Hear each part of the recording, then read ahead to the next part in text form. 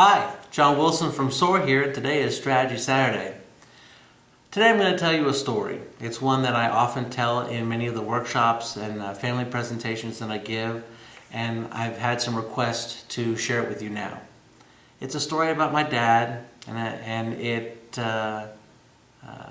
it's quite potent for me to share. So, when I was in the 8th grade, I found myself having to give a lecture on Babyface Nelson. You remember who Babyface was? That's right, he was a gangster from the 1920s.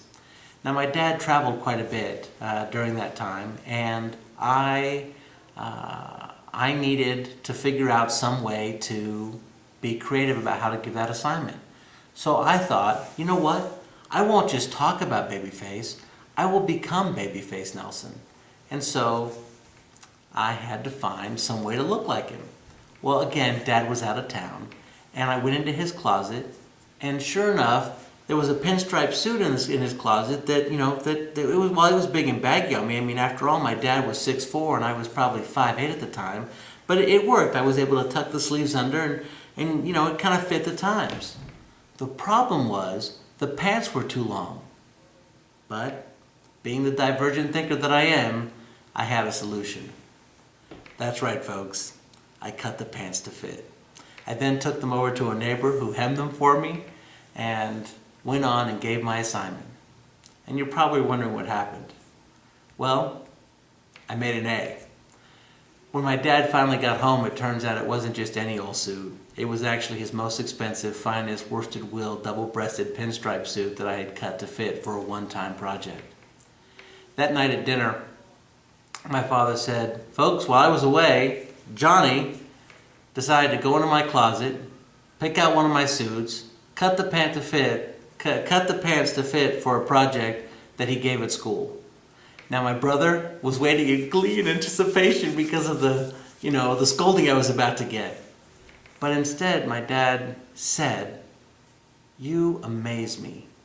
You absolutely amaze me. You are such a creative problem solver. I am absolutely floored by your ability to find unique solutions to problems. You're the best at that in this entire family." It took my breath away. It still does when I think about it.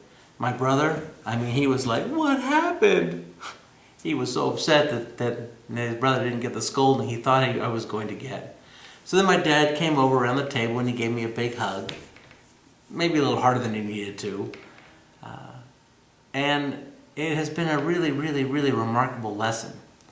Now, as a man, later on in life, I had a chance to ask my dad why he chose to handle that particular situation that way. And he said, "Well, son, think about it like this. I had three options. I could have punished you, grounded you. You're grounded for a month. I could have just blown it off and been like, fine, I don't care. I could have gone into your room and taken something that you thought was valuable to you to try and create a logical consequence for you.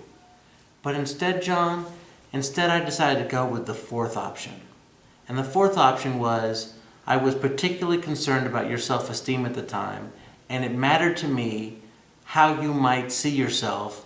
And so I thought, okay, what is my opportunity here? What do I really want out of the situation?